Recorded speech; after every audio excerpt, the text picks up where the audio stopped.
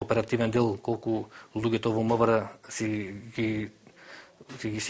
прават работите како што треба, крајната политичка одлука е едно со политичарите. Лустрацијата сепак доживеа фијаско, кодошите си останаа кодоши. Јавно се сеќава, јас се може и нескоро ќе кажам, бев првиот што ја најавив таа лустрација во една моја колумна во јуни 2006 година, како тогаш дел од коалицијата предводена од ВМРО-ДПМН за подобра Македонија. И додека тоа се случуваше, јас токму во тој предизборен период, кога траеше таа наша кампања, и покасно познато е на 5 јули однесе победа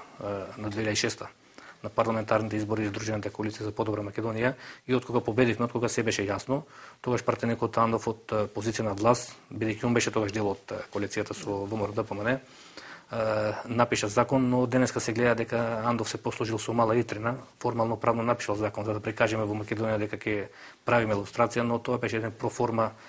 текст без своја суштина која што излезе едно големо ништо и голем трик за манипулација со граѓаните. И јас потполно се слагам со ова што го кажавте, дека и понатаму универзитетски професори ќе продолжат професори Кодоши ќе продолжат да ја едуцираат македонската младина,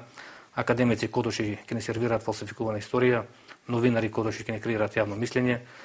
олигарсите што ги спомнав исто така Кодоши ќе продолжат да го крадат македонскиот народ, а сето тоа е така бидејќи Андов запиша за сите овие во законот за сите овие категории да бидат лустрирани само ако тоа самите го посакаат. Вие илузорно да очекувате некој што соработувал сам да посака да биде лустриран, а пак тој дел кај што кажува дека ќе бидат лустрирани носители на јавни функции или кандидати за носители на јавни функции, исто така излезе една голема фарса. Вие веќе ве гледате, лустрацката комисија, таа фарсична комисија им подели околу 250 тапи веќе на политичарите дека не биле Кодоши, тргнувајќи од парламентот, владата, министрите, судиите, и сега јавноста веќе зачудено се прашува кого сега ќе лустрираме. Најинтересни беа за јавноста да ги види тие Кодоши од високата политика што Кодошиле на времето и кои што сега уште се актуелни. Јас имав мои написи и кажав дека еве тврдам на одговорна тројца министри во владата актуелна сегашна има, кои што Кодошиле своевремено има десетина директори во вторите и третите ешелони кои што Кодошиле 7 партии во таа коалиција со ВМРО-ДПМН се креација на тајната полиција. И можеби тука некаде се причините зашто и ВМРО-ДПМН не сака таа лустрација, иако во јавност остава целиот печаток дека.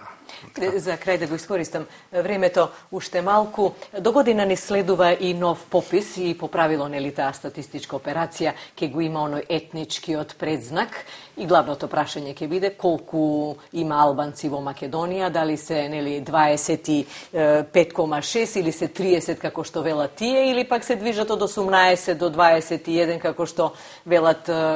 критичарите блиски до вашите ставови, до вашето мислење, до вашите критики? Во однос на пописот можам да кажам дека покрај нашето политичко делување во оваа насока ние преземавме институционална акција.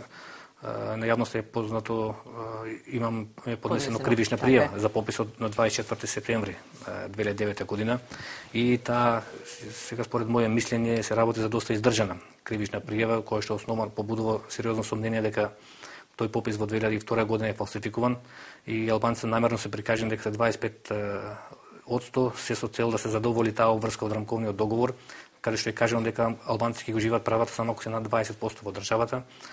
И за да се задоволат, како што кажав, тие услови од рамковниот договор, е направена таа фалсификувана статистичка операција во 2002 година. Сега тука времето не ми дозволува многу, само да кажам кратко на некои нелогичности кои што на секој нормален човек се несватливи. Да кажеме од овој попис беше во 2002 година, а претходниот беше во 2004. И сега за период од 8 години населението во Македонија е зголемено за околу 85.000. И сега од тие 85.000 дури 69.000 се албанци, а само 2.000 македонци. Што е, мислам, нонсенс на еден контингент од 1.300.000 македонци. Произлегува дека се родиле само 2.000 деца за период од 8 години, од 2004 до 2002, а на контингентот од околу 300.000 албанци се родиле дури 68.000 деца за истиот период од 2004 до 2002 година, или во пропорции кажано, произлегува дека се раѓале 32 деца наспроти едно македонско дете. Мислам што и теоретски не е можно и надвор од природните и сите логични закони, но за жал во тоа време, како што кажав, се наметнала потребата да се фалсификува тој попис се со цел албанците да ги уживаат тие права, но сега еве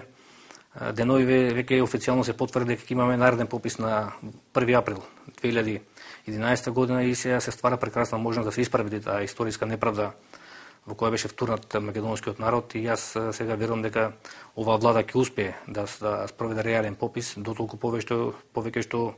во спротивно, ако пак се направи тој фалсификат, тогаш Груевски ќе треба да даде отчет пред македонската јавност зашто бараше 63 пратеника пред на вонедните парламентарни избори, а ги бараше се со цел да него оценуваат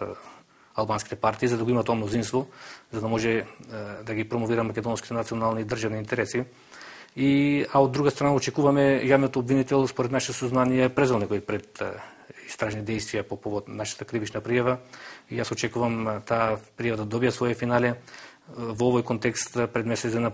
исто како Народно движење за Македонија поднесовме еден предлог заклучити до собранието да се стопираат сите тие рамковни вработувања, бидејќи сега сите не слушаме секој месец се вработуваат по 200, по 300 албанци за да се добие таа бројка, таа пропорционална застапеност од 25%, и ние баравме до ишкотот на кривичната пријава или најкасно до резултати од новиот попис да се престане со таа обврска, бидејќи ќе биде многу непријатно кога ќе докажеме дека 17%, а во меѓувреме ако се исполни таа нивна вработена со 25% во администратијата, тогаш стварно ќе се створи една непријатна ситуација во државата. И тука можам да кажам дека покрај ве кажавте, поднесовме како Народно движење за Македонија стратегија за одбрана името, поднесовме кривична пријава за пописот, поднесовме меморандум за македонска енциклопедија, која своевремено исто така доста ја брануваше македонската јавност. И тука можам да кажам дека Народно движење за Македонија секој пат ќе биде на првата линија на фронтот во одбрана на македонските национални интереси. Ајде за крај, бидејќи ја започнав емисијата и реков ќе ве водам помеѓу политиката и помеѓу актерството. Ако вие и професионално вака сте имале задача и веќе можеби и вие деформација да ги студирате фаците и лицата, дали можеби сте го гледале Александар Микич во некоја драмска роља? Мој следен гостин. Колку што се сеќавам, мислам дека да. Али последно што сум бил во Македонскиот народен театар, може би пред едно 10 дена, по покана на председателот на општинскиот комитет од Велес, што не, барем така ми кажува, имали она силна традиција на работа на едниот народен театар, едната недела треба да биме гости со сопругата во Велес на театарска представа.